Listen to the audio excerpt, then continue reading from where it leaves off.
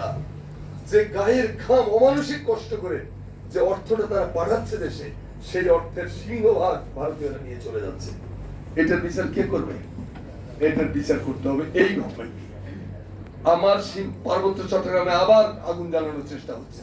Judicial কু করতে ব্যর্থ হয়েছিল, আনসার লেলাই দিতে ব্যর্থ হয়েছে, তারপরে সংখ্যালঘু কার্ড খেলেছে, রাস্তা প্রতিরোধ করে নাটক শুরু হয়েছিল, এখন শুরু হয়েছে পার্বত্য চট্টগ্রাম।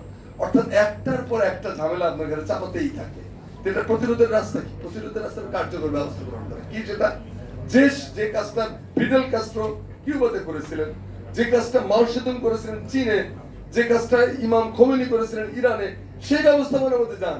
ভদ্রতা দেখানোর সুযোগ নাই এখন। আপনি সংবিধানের উপরে হাত রেখে কথা বলতে পারেন না। এই সংবিধান হাসিনার তৈরি করে, অমানবিক সংবিধান। এই সংবিধান ফ্যাসিবাদ তৈরি করেছে। কাজে এই সংবিধান আমি অ্যালাউ করতে পারি না। আমি মাথার উপরে শেখ মুজিবের ছবি লটকায় বড় বড় পানি দেবো, এই পানি তো বাংলাদেশের মানুষ ভালো লাগতেছে না তাদের কাছে। আমি অনুরোধ করবো, স্যার আপনার উপদেষ্টাদেরকে একটু হেদায়েত করেন, তাদেরকে বলেন যে তোমরা কিন্তু হাজার হাজার শহীদের রক্তের উপরে পা ভিজিয়ে এখানে আসছে, পিকনিক পার্টি করার জন্য আসো নাই। It is not a picnic party. এটা একটা রেগুলেশনের পরবর্তী রক্তাক্ত পৃথিবীতে তোমরা নতুন জীবনের সন্ধান দিবা। সেই সন্ধান মাথার উপরে এই সমস্ত দানবদের ফ্যাসিবাদী আইকনদের রাখলে হবে? এই কথা কটাই আমার বলার দরকার ছিল, সেটাই বললাম। আর প্রত্যেকটি জায়গায় কালচার মিনিস্ট্রি বলেন, ইনফরমেশন মিনিস্ট্রি বলেন, এবং যত জায়গা আছে সব থেকে গিজ গিজ করতেছে ফ্যাসিবাদের দোসররা, পোকামাকড়ের মতো কিলবিল করতেছে, সাপের মতো। আপনি হয়তো মাথাটা সরিয়ে দিয়েছেন, কিন্তু মাথার জায়গায় যেগুলোকে রিহ্যাবিলিটেট করা হচ্ছে, এরা কারা? এরা কারা প্রশ্ন করতে শিখতে হবে আজকে। যে বিভিন্ন প্রতিষ্ঠানের ঘাড়ে আওয়ামী শয়তানের চিহ্নিত শয়তান ছাড়াই দিয়ে অচিহ্নিত যেগুলোকে চলি করে, এরা কারা? এরা কারা? এদের কি অবদান আন্দোলনে, কি অবদান সংগ্রামে? আমার সাংবাদিক কমিউনিটির সাথে কি আচরণ করা হচ্ছে, আমার লেখক কবিদের সাথে কি আচরণ করা হচ্ছে, এরা কারা? আমি ব্যক্তি বিশেষের নাম নিয়ে জায়গাটাকে অপবিত্র করতে চাই না, কিন্তু আমাদের কেয়ারফুল না থাকলে হাতছাড়া হয়ে যাবে সব। বিপ্লব পরবর্তী প্রতিক্রিয়াশীল চক্রকে যদি প্রতিরোধ করা না যায়, আবার হাতছাড়া হবে। আর এটা হলো শেষ ট্রেন, আমরা আছি শেষ ট্রেনের প্যাসেঞ্জার। তো সেই প্যাসেঞ্জারের যারা দায়িত্ব, যারা স্টিয়ারিং ধরে আছেন, তারা যাতে যথাযথ ভূমিকা পালন করেন। আর আমরা যারা মনে করেছি যে দায়িত্ব শেষ, তারা যেন ভুলে না যায় যে দায়িত্বটা শেষ হয়নি।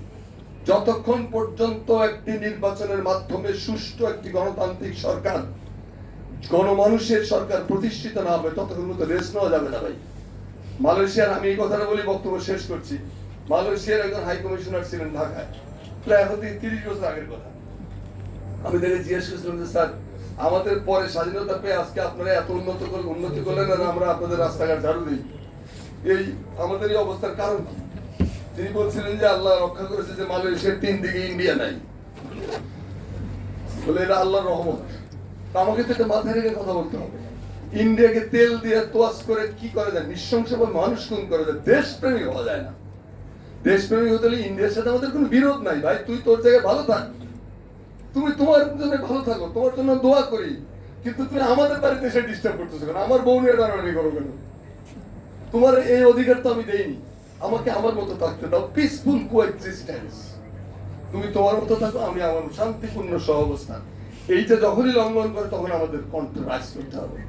ইলিশ দিচ্ছেন ভালো, ইলিশ দিয়ে যদি তাদের মাথা একটু ঠান্ডা হয় হোক, আমার এখানে আপত্তির কিছু নেই, কিন্তু আমার জনগণের ইলিশের চাহিদা বাদ দিয়ে যেন এটা না যায়, সেদিকে লক্ষ্য রাখতে হবে।